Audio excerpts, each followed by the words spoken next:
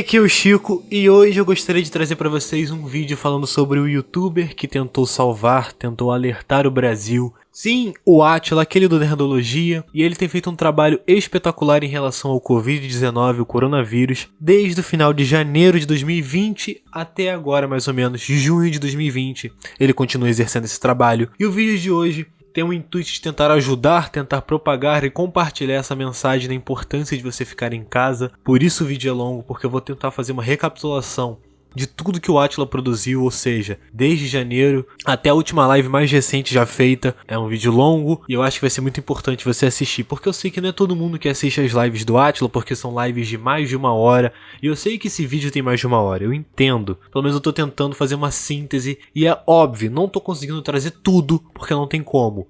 Eu espero que esse vídeo possa ajudar as pessoas, esse é o meu intuito, então eu só peço que compartilhe esse vídeo, porque eu quero que esse vídeo alcance muitas pessoas mesmo. E bora lá. A China, acredite ou não, é um dos melhores lugares onde esse problema sério podia estar acontecendo. E vai ser bem complicado se o vírus sair de lá e a gente tiver que enfrentar o mesmo problema que eles estão enfrentando por aqui. E o Átila estava muito certo. O Brasil não estava preparado. E olha que tivemos o primeiro caso aqui no Brasil 1 mês depois do vídeo que o Átila postou. Tivemos mais de 1 mês para se preparar. Eu sei que tem muito país, o Brasil incluso, que tem a capacidade de conter os primeiros casos. As pessoas que chegam doentes da China e conseguem aí impedir um surto da doença, se ela pode ser detectada. Agora, se for o caso da China não dar conta de acompanhar isso por lá, eu não sei se a gente seria capaz de conter isso por aqui no Brasil. E se isso se tornar uma pandemia e não der para contar com isolamento e contenção, ainda tem um outro problema, porque a gente começa a depender muito mais de saídas como remédios ou vacinas, o que também não se faz de uma hora para outra. Se o seu país não é um país que produz praticamente metade do concreto que o mundo usa o ano inteiro, e se não for pioneiro em pré-fabricados, como é o caso da China, é meio difícil de construir essa capacidade de lidar com o coronavírus conforme ela aparece. Só o volume de testes que tem que fazer para vírus demanda laboratório e centro de pesquisa pra caramba e com muita capacidade. Depois a crise demanda pessoas capazes para coordenar e até para comunicar o que está acontecendo para a população se sentir informada. E até a resolução de uma pandemia dessas, no melhor cenário, precisa de um bom preparo antes. E com muita dor no coração eu digo que hoje a gente não foi capaz de conter o vírus. E sim, chegamos ao ponto de uma pandemia mundial. No Brasil, a gente está no melhor cenário possível, dado o que está acontecendo com o mundo. Aparentemente o vírus não estava circulando bem mesmo em regiões quentes, isso não tem acontecido até agora. Não quer dizer que a gente está salvo aqui, mas isso pode ter poupado a gente do vírus de chegar e se transmitir aqui até agora. A gente só vai ter certeza se a temperatura afeta ele depois de mudarem as estações e a gente vê quais são as regiões afetadas. Então, mesmo que esse seja o caso, não dá para a gente confirmar isso agora.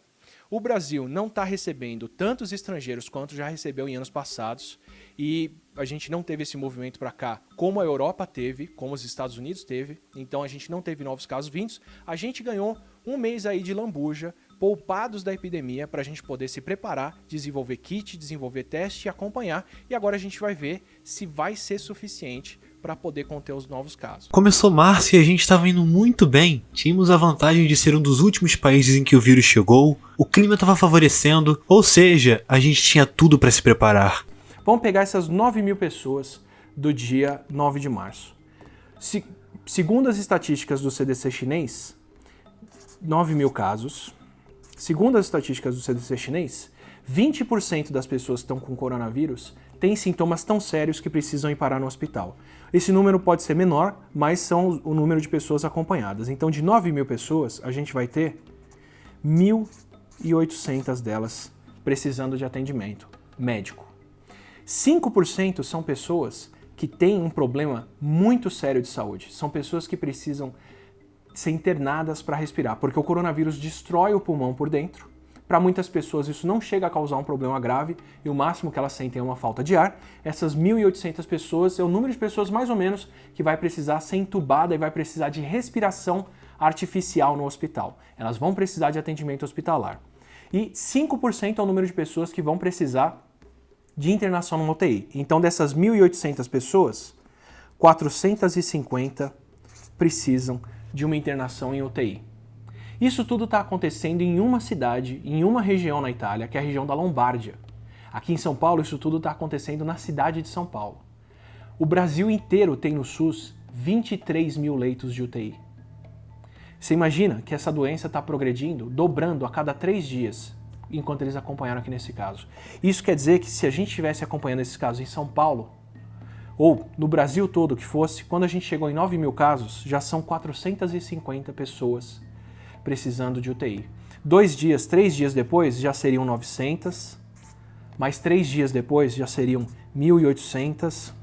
Isso aqui vai ser 9, dia 12, dia 15, são 3.600 pessoas no dia 18. Isso aqui já seria o suficiente para praticamente lotar as UTIs de adultos em São Paulo.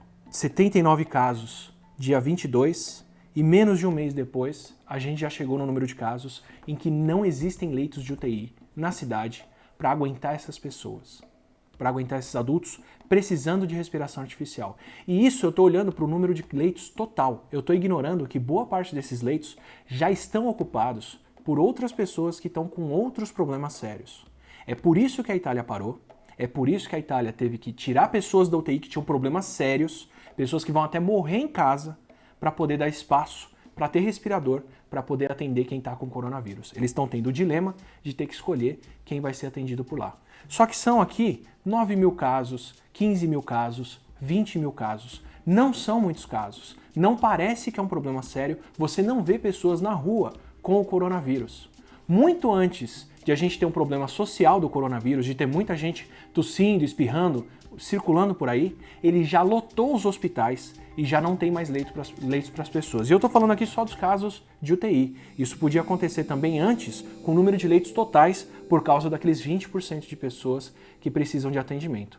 É por isso que uma das estratégias do Ministério da Saúde aqui no Brasil é que as pessoas, quando a gente tiver o coronavírus instalado por aqui, só vão procurar o hospital se elas estiverem muito mal.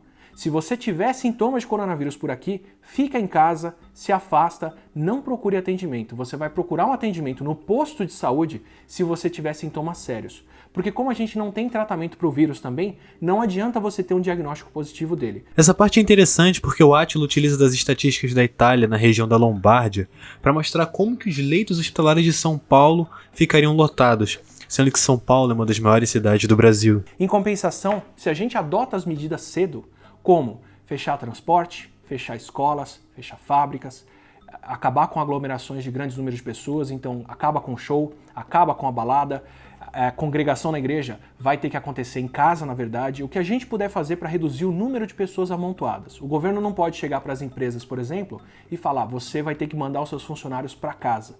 Mas o governo pode falar que as escolas têm que ser fechadas. E escolas fechadas obrigam as crianças a ficarem em casa e as crianças são muito propensas a transmitir vírus respiratórios, embora com o coronavírus elas não tenham sintomas. Então o coronavírus não é sério em crianças nem em adolescentes, não causa grandes problemas, mas eles podem contrair o vírus e passar para outras pessoas. E essas crianças, quando vão para casa, obrigam os pais a ficarem em casa também. Então em surtos passados a gente já viu que isso acontece. Quando escolas são fechadas, as crianças vão para casa e o surto é menor. Nas cidades que fecharam escolas, especialmente nas cidades que fecharam as escolas mais cedo, os surtos, tanto do influenza, da gripe espanhola lá em 1918, quanto do influenza de 2009, foram menores nessas cidades que fecharam as escolas mais cedo. E no Brasil eu não posso afirmar por todas as cidades, porque acredito que sim, muitas cidades seguiram esses conselhos. E é claro, todas as escolas e universidades fecharam, e algumas adotaram até ensinos à distância, mas digo na parte onde eu moro, no Rio de Janeiro. Tudo estava fechado, porém, as praças estavam lotadas de pessoas, as pessoas não queriam ficar em casa. Elas queriam ficar batendo papo na pracinha, botar as crianças para brincar na rua, e na minha visão, como uma pessoa leiga que não tem embasamento sobre vírus e só acompanha as notícias e vídeos no YouTube sobre o assunto, fazer isso não era o ideal, principalmente pelos números de aglomerações que se cria. O Brasil está um pouco atrás disso, a gente deve ter esses casos acontecendo um pouco mais para frente.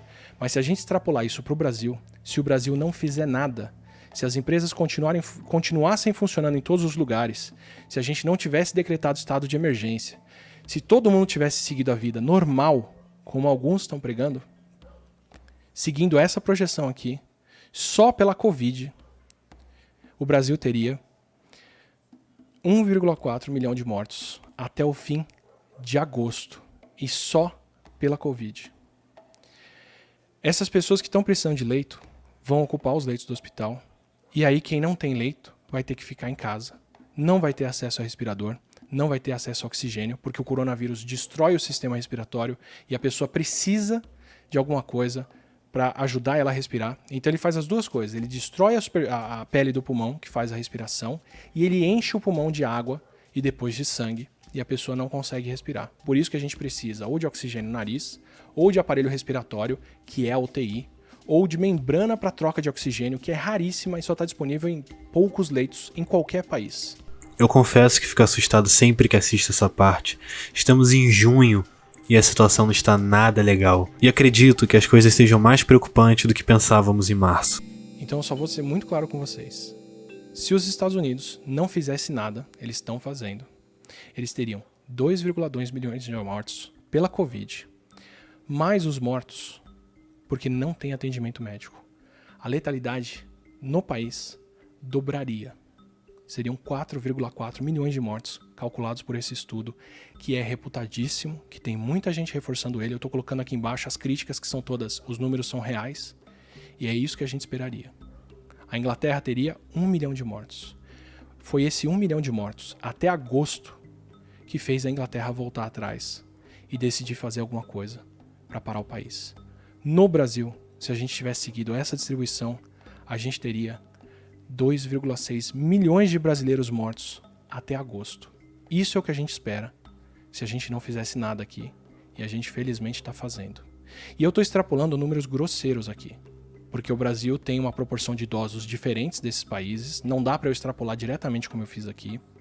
E o Brasil tem uma outra condição, que são favelas e regiões muito mais, com uma condição de vida muito pior, onde fica muito mais difícil de você fazer isolamento e de você manter as pessoas longe umas das outras, em cada cômodo.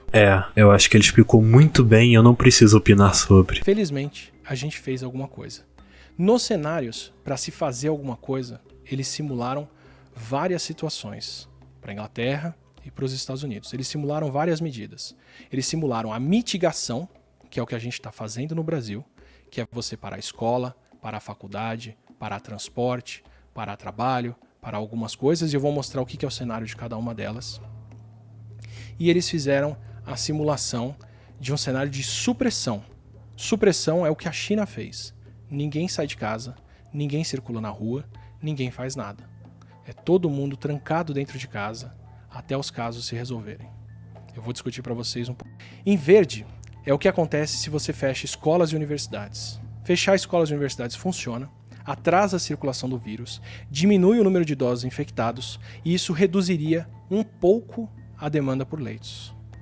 Em laranja é o que acontece se você diagnosticar quem é possível e isolar essas pessoas em casa. Se você tiver testes para descobrir quem está com o vírus e mandar essas pessoas para casa, você reduz um pouco mais o número de pessoas precisando de leitos.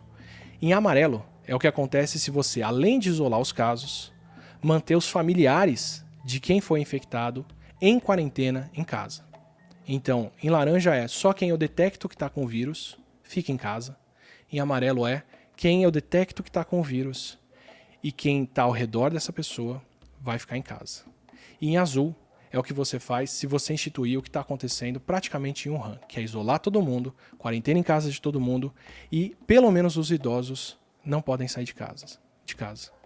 Em nenhum dos cenários que eles simularam aí, o número de leitos disponíveis estão disponíveis para todo mundo. O melhor cenário que eles conseguiram chegar, o menor cenário de todos, é esse último, com todas as restrições, e que mesmo assim a gente tem pelo menos 8 vezes mais pessoas precisando de UTI do que o que está disponível nesses países. O Brasil está agindo para aumentar o número de leitos de UTI.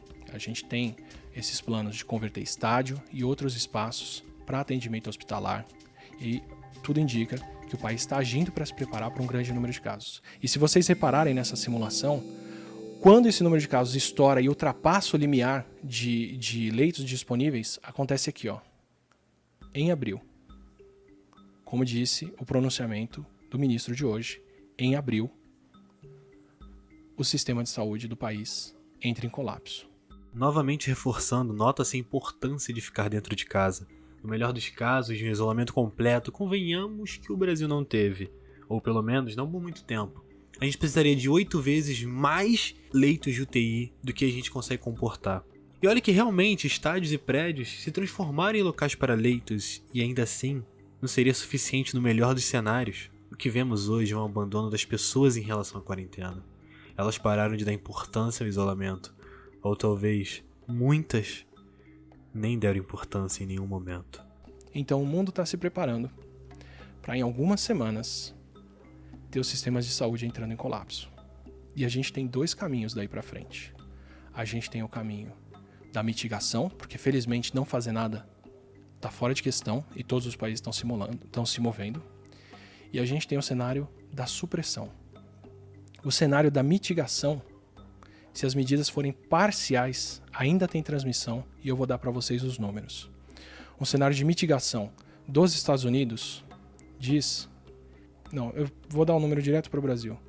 Um cenário desse de mitigação em que a gente não suprime as pessoas, não mantém elas em casa e deixa mais do que o básico funcionando, a gente ainda tem leitos faltando, a gente ainda tem a mortalidade da Covid dobrando, porque as pessoas não vão ter respirador. E a gente teria, ignorando que a proporção de idosos do Brasil é diferente e que as condições sociais aqui podem ser piores, pelo menos 1 milhão de mortos até o fim de agosto. Então esse é o cenário que a gente tem pela frente. Se a gente instituir, segundo esse estudo, deixo a referência aqui embaixo, fiquem à vontade para a lei destrinchar, como eu disse, isso está orientando a política internacional, isso está orientando a política inglesa, isso está orientando a política de reação americana, isso está orientando todo mundo. A gente tem 2 cenários. Se o Brasil só adotar medidas de mitigação, em que a gente restringe a circulação em alguns lugares, fecha algumas coisas, mas não adota um cenário completo, o que a gente vê pela frente aqui é 1 milhão de pessoas mortas, ou mais, até o final de agosto. Então, meu amigo e minha amiga, pensa nesse número antes de desistir da quarentena, simplesmente porque você está vendo outras pessoas desistirem. A sua desistência só diminui mais as esperanças de todos. Quem fez aquela análise que eu expliquei na live de 20 de março foi o Centro de Análises de Doenças Infecciosas do Imperial College de Londres, que é a instituição que monta o time de cientistas que orientou a OMS e o governo inglês na resposta contra a SARS, contra a gripe aviária e contra a gripe suína de 2009. Nas palavras do New York Times, eles são o padrão ouro dos modelos de análise que orientam políticas públicas e foram quem mudou a política de combate inglesa da Covid-19 para uma restrição bem maior de circulação de pessoas. O que acontece é que o estudo de 16 de março que eu cito tem 2 partes. Uma delas mostra o cenário de cada medida, o que ia acontecer se os Estados Unidos e a Inglaterra não fizessem nada, se eles tomassem algumas medidas de prevenção e se parassem completamente o país. E a projeção dessa análise, a conclusão do estudo e do time deles foi que se não tomassem as medidas mais extremas e em pouco tempo, o número de vidas em risco é muito alto, tanto que o governo inglês se mobilizou, e tem uma outra parte que discute como a gente podia parar e sair dessa parada mais extrema de supressão, com tudo fechado, para umas medidas mais brandas, como deixar uma parte da população circular e o que seria possível. Essa parte do estudo foi mais questionada por outros pesquisadores e ainda estava bem certa, tanto que por isso que eu não discuti ela naquela live. Só que de lá para cá, com mais dados e com estimativas mais realistas da mortalidade e do espalhamento da Covid-19, eles revisaram as análises e eu queria comentar como agora o cenário é bem mais animador. Eles revisaram um pouco o total de vidas que poderiam ser perdidas sem fazer nada e dessa vez analisaram o Brasil também. E os números que eles dão para cá, se a gente não tivesse feito nada, ainda são muito graves, só que muito está sendo feito. O que eles revisaram e descrevem melhor agora é quantas vidas esses esforços que a gente já tomou podem poupar. Segundo eles, se os países adotarem medidas de supressão como as nossas, cedo, como a gente fez, a maior parte das vidas podem ser salvas. E pela comparação deles, o Brasil entra na categoria de países que não têm populações mais velhas, mas têm populações mais pobres, em grandes densidades e que têm mais complicações como diabetes e hipertensão, o que são mais motivos para a gente ter agido cedo.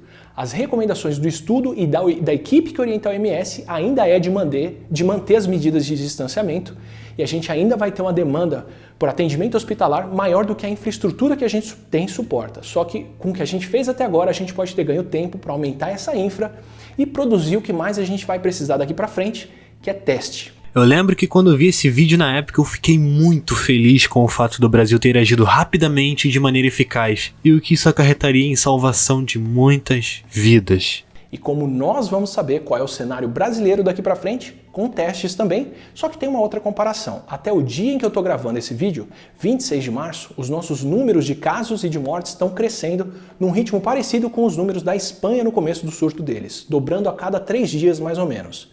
E a Espanha já está num ponto onde eles não têm mais leitos hospitalares e devem passar por vários problemas que a Itália passou e até mais sérios, como você pode ver no noticiário, apesar de terem uma população menor. Só que como nós tomamos as medidas de distanciamento aqui, como fechar aglomerações, comércios e outros bem antes da Espanha, e a gente está mais ou menos 2 semanas atrás do surto, já que os nossos casos começaram aqui quase meio mês depois da Espanha, isso quer dizer que se até o começo da segunda semana de abril a gente não chegar no ponto onde a Espanha já está, foram as medidas que a gente tomou aqui que mudaram o cenário. O isolamento que a gente adotou até aqui pode ter dado tempo para produzir mais testes para a gente entender o cenário. Ou seja, como eu falei, a gente estava indo muito bem, em uma situação que possivelmente seria melhor do que a de muitos outros países. Felizmente a gente está caminhando no melhor cenário e isso me dá esperanças da gente retomar a vida antes e de uma maneira muito melhor que poderia ter sido se a gente não tivesse agido tão cedo. Essa é a importância da quarentena, gente. Nesse dia 7 de abril, nessa semana, no dia 7 de abril, o Ministério da Saúde deu um número, deu uma estimativa, e eu vou fazer o comentário de agora em cima dessa estimativa do Ministério da Saúde. O Brasil até o dia 7 tinha feito quase 63 mil testes para Covid, ou um pouquinho mais de 63 mil testes, com quase 14 mil desses testes positivos. Isso é muito complicado. Primeiro que se você testou 63 mil pessoas e 14 mil deram positivo, isso quer dizer quase um quarto de testes positivos, aliás, quase um quarto de testes positivos. Não, mais de um quarto de testes positivos. Isso quer dizer que de cada 4 pessoas que você está testando, uma está com vírus. Quer dizer que esses testes são todos sendo feitos só em pessoas infectadas. O ideal de detecção, se você está monitorando muito bem a população, é que isso esteja abaixo de 10%. A Suécia, que não teve medidas de fechamento, mas está testando muita gente, estava testando grávidas, inclusive para não mandar elas para o hospital se elas estão com Covid, para mandar as grávidas com Covid para uma ala específica de grávidas, que vai tomar esses cuidados, vai ter precauções para não transmitir o vírus para outras pessoas. Eles estavam pegando 7% das pessoas testadas que não sabiam que tinham sintomas nem nada com Covid. Tá? O ideal é que você esteja nessa faixa ou menos de positivos por teste. Se você está testando 4 pessoas e uma delas testa positivo, tem muito mais gente infectada que você não está testando. O número de casos perdidos deve ser muito maior. Se a gente for fazer um número de testes por 1.000 habitantes, são 210 milhões de brasileiros, e isso dá menos de 0,3 testes por 1.000 habitantes. Essa proporção coloca a gente tranquilamente entre os países que estão testando menos as pessoas. Eu vou dar uma olhada nos números do Worldometers aqui, só para falar para vocês. Aqui.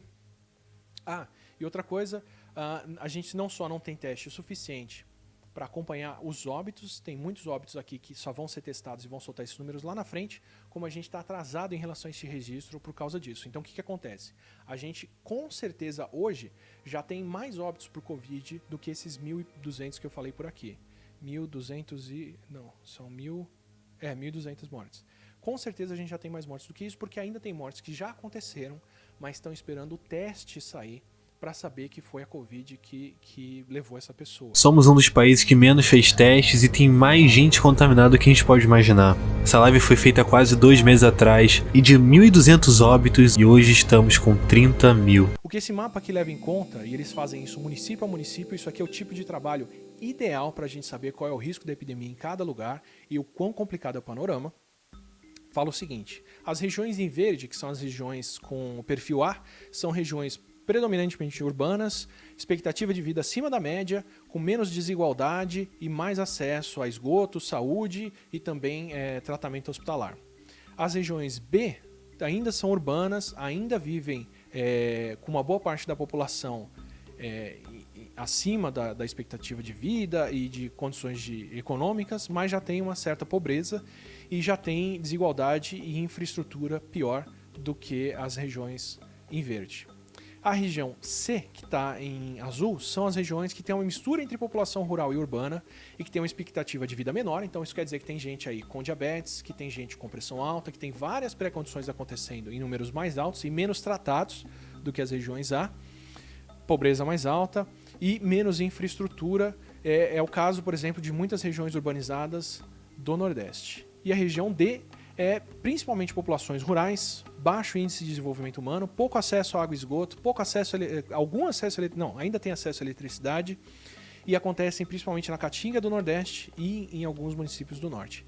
E as regiões E, que são as regiões em cinza, são regiões que são predominantemente rurais, com um índice de desenvolvimento humano muito baixo, muito pouco acesso à água tratada e muito pouca disposição de esgoto e eletricidade. Então, se a gente está preocupado com como a coisa vai acontecer aqui no Brasil, a gente tem que entender que o Brasil são vários países em um só, isso já é muito sabido e muito falado, e a gente deve ter esses diferentes panoramas aqui acontecendo da epidemia em diferentes regiões. Vou falar várias vezes por aqui da importância da gente ter os casos cidade a cidade, região a região, mas cada lugar desses vai lidar de uma forma diferente com a Covid que aparecer por lá. Então, se a gente está se perguntando se no Brasil a gente vai ter um cenário da Espanha, se no Brasil a gente vai ter um cenário da Itália, dos Estados Unidos, da Alemanha, do Equador, o provável é que aqui no Brasil a gente tenha vários cenários de vários países diferentes, em regiões diferentes. E é por isso, para mostrar um pouco a consequência desse tipo de vulnerabilidade social aqui, que é a E, que são os lugares com pouca infraestrutura, com pouco atendimento hospitalar, pouco tratamento de água e tudo mais, que a gente vai dar uma olhada na região norte, no que já está acontecendo. E o Brasil é um país muito grande, e é o que o Átila falou, diferentes estados passaram por situações diferentes do Covid, e ainda por cima teve maneiras diferentes de prevenção, afinal são situações diferentes. E por isso a gente vai poder ver mais pra frente no vídeo como que tem vários estados com situações diferentes no sobrecarregamento de leitos, tem estados que não estão sobrecarregados, enquanto tem outros que falta leito. Então já o que eles achavam que podia ser o pior cenário no final de abril já está sendo previsto para maio, talvez para junho, como a gente já viu com as cidades americanas que passaram pela gripe espanhola na live do dia 5, se você não acompanhou. Mas de novo, para a gente ter certeza de que isso está acontecendo, ou saber se é para esse caminho que a gente está arrumando, precisamos de testes, tá? Até lá, fique em casa, diminui o número de casos como a gente já falou por aqui, que a gente consegue evitar. Uma pessoa que não for infectada hoje, são mais de 2.000 pessoas não infectadas lá em maio. Então a gente está protegendo as pessoas.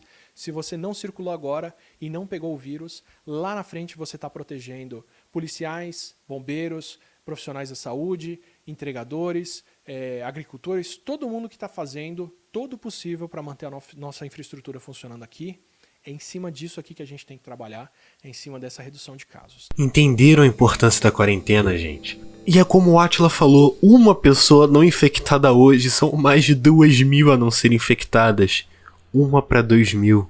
Ou seja, cada pessoa nessa história é uma peça fundamental nessa batalha contra o Covid. Aquela pessoa que tá indo na rua furar a quarentena para encontrar com o namorado, com a namorada, pode estar contribuindo para a contaminação de outras 2.000 pessoas. Então, de novo, eu não vou usar os números mais altos. Eu nem vou usar essas estimativas mais realistas do que de fato pode estar acontecendo. Eu vou pegar um número mais próximo do número mais baixo, levando em conta que para o Brasil todo a gente tem pessoas mais idosas. Então vamos usar um número de 0,7% de fatalidade por infecção para o país. Para o Brasil todo. Quem fala que aqui no Brasil a gente podia deixar a doença correr, porque 70% das pessoas vão pegar e aí a doença para, assume que a gente vai ter essa letalidade por infecção. De onde vem esse 70%? Por que as pessoas falam isso? Porque são as pessoas que estão propondo que acontece a imunidade de rebanho. Imunidade de rebanho é quando um número crítico de pessoas já pegou a doença, e aí está imune, está protegido, e quando alguém com o vírus encontra outras pessoas, só encontra, na maioria das vezes, pessoas que estão imunes e o vírus não passa adiante. Então, quem propõe imunidade de rebanho, quem propõe que se deixe correr as infecções aqui, imagina que quando chegar em 70% dos brasileiros com Covid, a doença vai entrar em declínio. A gente não tem nenhuma comprovação de que isso funciona para coronavírus. Nós temos evidência de que as pessoas que se infectam não se reinfectam de novo, não pegam o vírus de novo, mas a gente não sabe por quanto tempo elas ficam protegidas. Pode ser o caso da imunidade só durar 1 ano, ou durar 2 anos, que é o que a gente vê para outros coronavírus. Pode ser o caso dela ser protetora. Vamos olhar para o melhor cenário. Se as pessoas que estão propondo isso estiverem certas, e só 70% do Brasil se infectar com Covid. 70% do Brasil são 149 milhões de brasileiros. Se a gente assumir essa estimativa baixa de letalidade por infecção, de 0,7%, isso diz pra gente que 0,7% desses 149 milhões de pessoas vão morrer de Covid. O que, por baixo, dá esse número aqui, de 1 milhão de pessoas. Muito próximo do que a gente falou lá em março, que poderia acontecer. Então agora que a gente tem a estimativa de Nova York para saber qual é a fatalidade por infecção, eu vou deixar isso bem claro. Para quem quiser tirar um print dessa tela para falar o que eu estou falando aqui, ou pegar esse bloquinho do vídeo, pega o contexto. Se 70% dos brasileiros se infectarem, como algumas pessoas propõem que seria o teto do problema, e a gente não tem provas de que esse é o teto, nem evidências de que vai acontecer dessa forma, o mínimo de vidas que a gente perderia aqui seria isso. Eu não consigo imaginar como as pessoas poderiam aceitar essa tal imunidade de rebanho, onde 70% é contaminado e aqueles terríveis 1 milhão vão vir. Cara, como assim, velho? Não, cara, sinceramente, eu não consigo fazer que isso entre na minha cabeça. Agora que a gente sabe qual é a fatalidade real da Covid. E não é só o estudo de Nova York que mostra essa fatalidade. Tem um estudo da China que testou as pessoas que estão doando sangue para ver quem tem anticorpos contra a Covid. Tem os estudos que acompanharam as pessoas dentro do Princess Diamond e outros lugares fechados que acompanharam grandes números de pessoas que dão uma fatalidade de no mínimo 0,6%, 0,7%, provavelmente mais do que isso. Sem ter colapso do sistema de saúde, sem as pessoas deixarem de ser atendidas, com o atendimento de Nova York, com o atendimento da Alemanha, com o atendimento da Coreia do Sul. Isso é o que a gente espera que se morra de pessoas. Se 70% do Brasil pegar. Se o sistema de saúde colapsa e as pessoas deixam de ter atendimento, e eu vou usar as palavras do Mandetta aqui, colapso do sistema de saúde quer dizer que não tem hospital, não tem leito, não tem UTI para ninguém. Você pode ter mandato de juiz, você pode ter dinheiro que for para pagar, não existe leito para você ser atendido. Se a gente chegar nesse ponto, só com a Covid essa mortalidade dobra, ou aumenta consideravelmente. Tá? Então quem assume que é a situação normal e a gente pode seguir tocando a vida, porque 70% dos brasileiros vão pegar isso, e tá tudo bem, tá achando normal que a gente perca esse tanto de vidas aqui. É isso que a gente tem pra ver pela frente. Difícil, gente, eu sei disso. Mas vamos seguir, que tem mais coisinha pra gente encarar nesse vídeo. Cada cidadezinha nova que registra Covid no Brasil é um foco, é um polo, é um futuro polo da doença acontecendo, que vai ser difícil de conter, especialmente se a gente não tem a força de ataque para ir atrás das pessoas, traçar os contatos, isolar e testar. A gente está arrumando um problema muito mais sério, porque agora ao invés de ter que combater 5, 6 grandes focos, nós vamos ter centenas de focos no país, se não mais. Então a gente arrumou um problema para a cabeça agora aqui que não vai embora tão cedo. Esquece. E depois para as pessoas irem do interior para as capitais. É super rápido, super fácil. Então mesmo que as capitais consigam resolver os casos deles agora, a doença tem como ser ressemeada em diferentes lugares e a gente ter surtos locais de novo por causa disso, por causa dessa interiorização. Isso é um problema de ter acontecido aqui no Brasil. E, para dar um outro índice, no dia 12 de abril a gente falou sobre o número de casos crescendo na região norte do país, que era uma das regiões mais vulneráveis. O pessoal, o Marcelo da Logon Data, de novo agora está mostrando que a gente está tendo o avanço da Covid pelo semiárido do Brasil, que vocês já sabem, a gente falou por aqui sobre diferenças sociais e o que isso faz com a Covid no país, na sociedade, por aí vai. São regiões que têm péssimo atendimento de saúde em relação ao resto do país, um índice de desenvolvimento humano muito mais baixo, muito menos saneamento e por aí vai. São regiões onde os casos estão crescendo muito agora e onde a gente vai ver a mesma coisa que a gente viu na região norte, que é o sistema de saúde colapsando em muito pouco tempo e as coisas aumentando. Então não só a doença está indo para o interior, como ela está indo para o interior em cidades, em regiões que não tem boa infraestrutura e está sendo subnotificada e a gente não sabe o que está acontecendo aí. Tá? Então, mesmo se a gente conseguir adotar medidas muito fortes nas capitais aqui, ainda arrumamos esse problema por uns bons meses aí pra frente, se não por mais tempo, por conta disso. A forma como esse vírus se espalha me assusta cada vez mais, principalmente quando começa a afetar regiões que já não possuem formas de combater o vírus com eficiência. Sinceramente, eu não tô preparado. E o pior de tudo, essa live foi mês passado, a situação de hoje, junho de 2020, tá pior. Rio de Janeiro tá nessa situação, 92%. Isso é para Rio de Janeiro, estado. A capital do Rio já não tem mais leito e eles estão mandando as pessoas serem internadas no interior. O Rio de Janeiro já preparou o protocolo de pontuação para escolher quem tem acesso a leito de UTI. Quanto mais velho você for, quanto mais pré-condições, diabetes, obesidade, problemas respiratórios você tiver, mais pontos você faz. Quanto mais pontos você tiver, menos prioridade você tem para ser internado num leito de UTI. Então o Rio de Janeiro já teve que decidir quem tem acesso a tratamento de saúde ou não. Os mais velhos e os que têm mais pré-condições vão ser mandados para casa e boa sorte. E aí a letalidade da Covid é o dobro do que a gente está vendo até aqui. Eu não coloquei o comentário dele sobre os outros estados porque isso ocuparia mais 10 minutos de vídeo. Então você pode ir lá na live dele, que tá na descrição, 1 minuto exato onde eu boto esse trecho.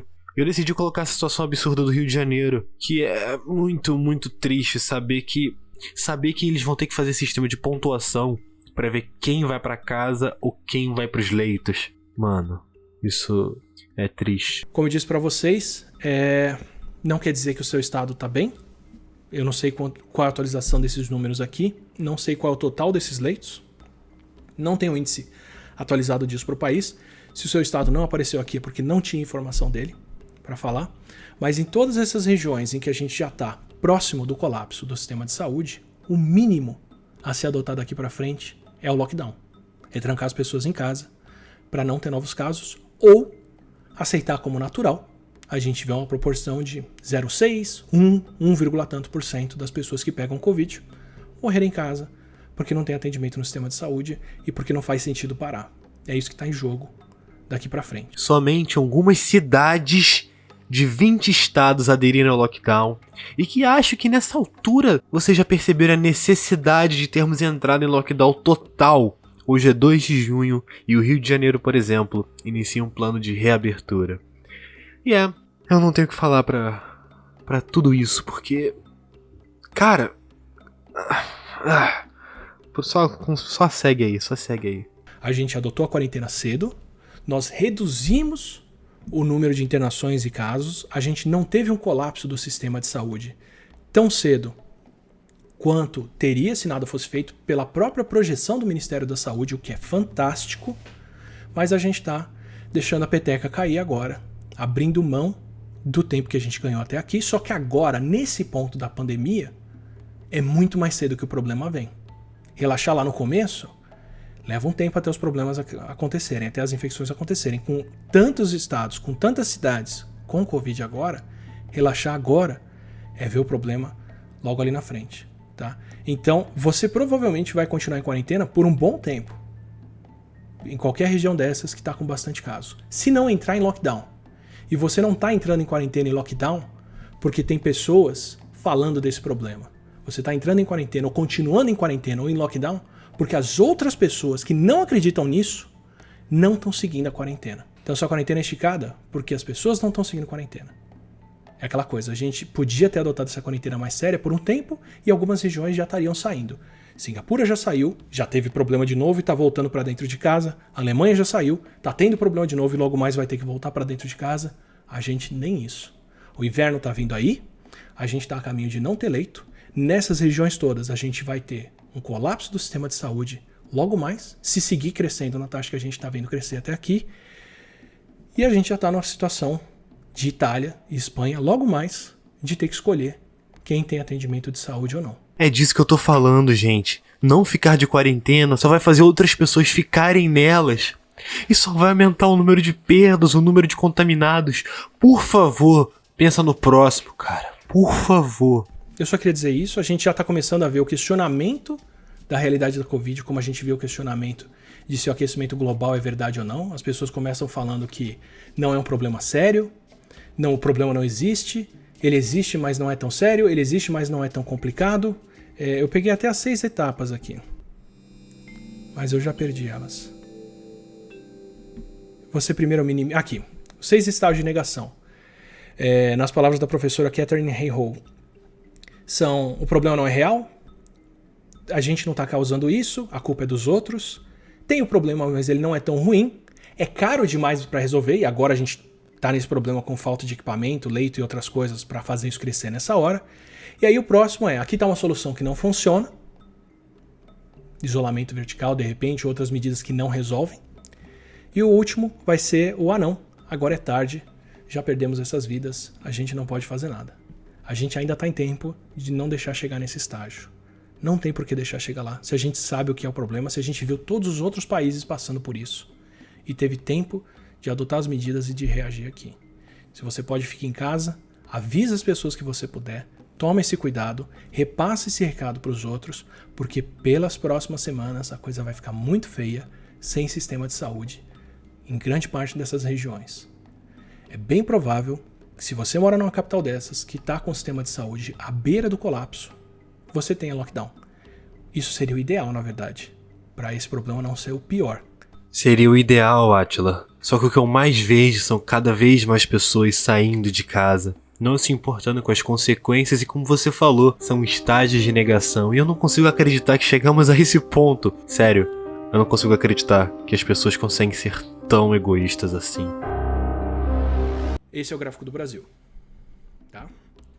Esse é o nosso estágio de número de novos casos. Apesar de não fazer teste, ok? Lembra que eu falei que isso aqui é escala log? Então quer dizer que a gente já passou de 10, já chegou a 20 mil casos diários. E subindo. E subindo. A gente tem uma redução em número de casos novos no fim de semana e na segunda-feira, porque é o dia em que existe menos relatório sendo gerado, menos documentação desses casos. Mas se você faz a média semanal, que é o que esse gráfico aqui representa, do Our World in Data aqui, você vê a nossa tendência. Tem como comparar isso aqui, essa queda da Espanha e da Itália, com essa reta do Brasil? Vendo a situação em que estão esses países, que pensam em reabrir. A Espanha ainda não reabriu. A Itália, por enquanto, está reabrindo com ressalvas. Vendo essa tendência, você acha que a gente está na mesma condição de abertura? Eu acho que qualquer pessoa percebe que não estamos em nenhuma condição de reabertura de nada. É só olhar os dados, é estatístico. Agora, o que esses países todos têm? Esses países todos controlaram o número de casos, dá pra você ver pela redução, pelo número de vidas salvas, pelo número de recuperados deles, que eles já passaram pelo número de casos e estão no declínio. Eu podia mostrar os outros países europeus todos. Esteja convidado para entrar no Our World in Data e checar os números para você ver o que eu estou falando. É exatamente isso. Tá todo mundo no declínio para pensar em reabrir. Outra coisa que eles têm distanciamento social, têm condições de trabalhar de casa, têm condições das pessoas circularem de carro, não terem grandes aglomerações, e também são países todos que têm ministros da saúde empossado, mandando as recomendações. Enquanto isso, o que o Brasil tem que esses países não têm? O Brasil tem 500 mil de casos de Covid. E o Brasil tem mais de 1.000 mortes por dia, até aqui. Por dias e dias e dias seguidos. E esses números aumentando. Tá? E nós também temos o recorde mundial de profissionais de saúde mortos em atividade. Enfermeiras, enfermeiros, auxiliares de enfermagem, médicas, médicos que estão trabalhando, pegando Covid e sacrificando a vida, tentando salvar a nossa vida. O Brasil é um país recordista nisso. Sem falar em outros profissionais essenciais, como quem faz a faxina, quem faz a limpeza, quem faz a segurança, quem faz o transporte das pessoas que também estão pegando Covid. 500 mil, cara. recorde de número de óbitos de profissionais que estão sacrificando as suas vidas para que outras sejam salvas, para a nossa proteção. Você acha mesmo que deve sair de casa? Se você realmente pensa que continuar a vida normal é o certo, na minha visão falta empatia no seu coração. Outros estados e outros índices que dão essa medida do quanto a gente está testando pouco, acompanhando pouco e no momento mais errado possível para fazer essa abertura. São Paulo, Rio de Janeiro, Ceará, Pará e Pernambuco estão todos com uma letalidade por Covid acima de 7%. O que é a letalidade real do vírus? A gente sabe pelos casos de infecção, foi estimado, eu já falei disso algumas vezes aqui, é de por volta de 1% na presença de atendimento de saúde.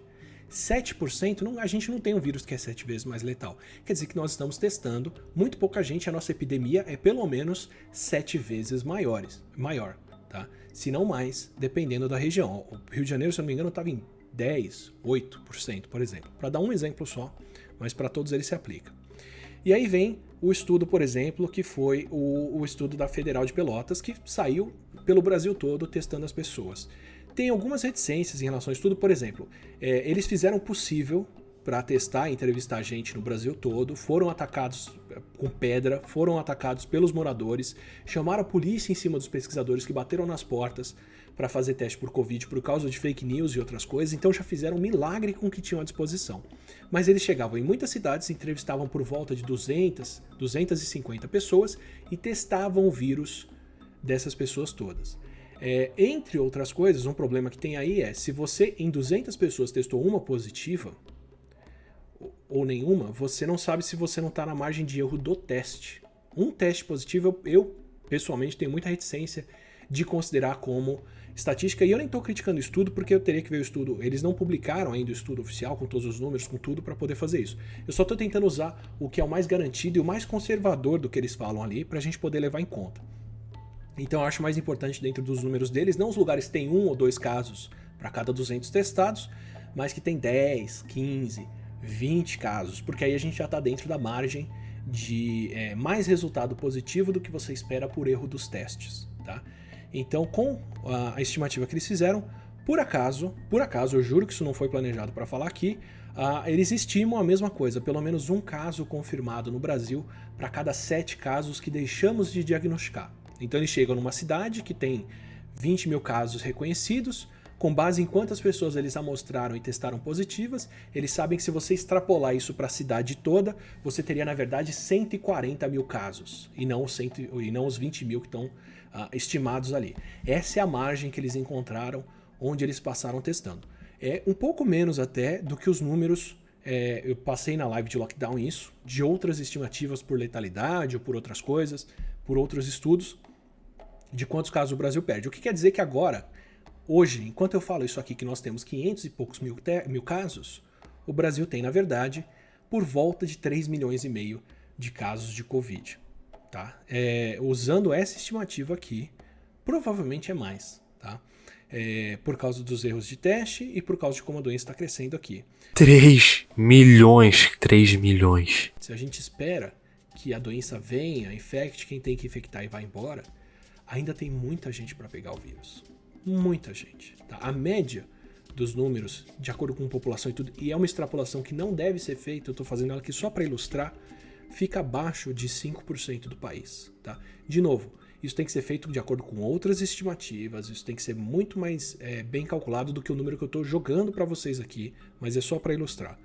Se a gente extrapola isso para uns 5% dos brasileiros tendo pego e se curado de coronavírus, e pelos números dá para saber que não é muito mais alto do que isso, provavelmente é mais baixo na verdade, por isso que eu me sinto à vontade de usar esse número, quer dizer o seguinte, quer dizer que ainda tem 45, 55, 65% dos brasileiros para pegar coronavírus e se curar antes da epidemia começar a declinar, de acordo com qualquer modelo epidemiológico.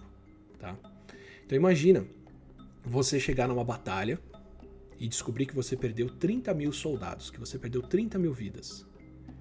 E aí você fala, não, tudo bem, foi um mal necessário, foi um sacrifício necessário, porque ainda temos que ganhar essa guerra e todo mundo ia perder essas vidas mesmo, e isso é o que a gente tem que passar. Tá bom, Quantas tropas você ainda tem que enfrentar? Quantas batalhas dessa você ainda vai fazer?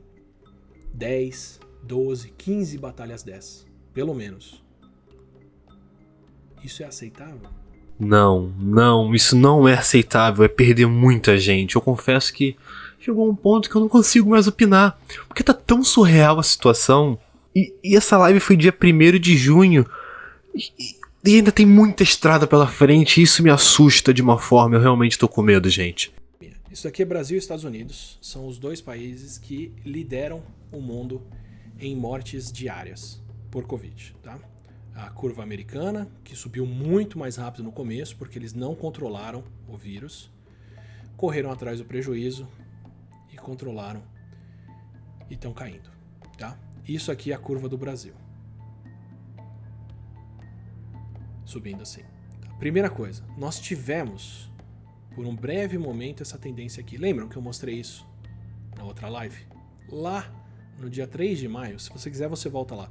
Eu mostrei que com esse declínio aqui, isso aqui é o resultado das medidas que foram tomadas no começo de março no Brasil. Fechamento de escolas, fechamento de faculdades, quarentena que foi seguida pelas pessoas, recomendação do Ministério da Saúde de que não tivesse aglomeração, de que eventos fechassem, de que as pessoas não saíssem do país se não precisassem, de que quem voltou para o Brasil ficasse isolado em casa por pelo menos 6 a 7 dias para saber se não ia manifestar coronavírus e por aí vai. Isso aqui é o que aconteceu no período em que a gente respeitou essas medidas. E qual que era a nossa tendência aqui, ó? Podia ter sido essa de declínio muito antes do que a gente está vendo agora. Mas essas medidas foram descartadas, o Brasil voltou a circular, as pessoas voltaram a ter atividade, deixaram de respeitar a quarentena, a gente não teve uma campanha para que as pessoas ficassem em casa em nível federal, dessa forma clara, e as nossas mortes voltaram a subir. Agora nós estamos nesse ponto aqui, ó. Nós estamos entrando num declínio. Já tem alguns dias, na verdade, umas 2 semanas, em que o Brasil registra por volta de 1.000 mortes por dia na média, tá? Pode ser falta de testes, pode ser que chegamos no limite da nossa capacidade de testar, e isso não está aumentando, embora os números reais estejam aumentando.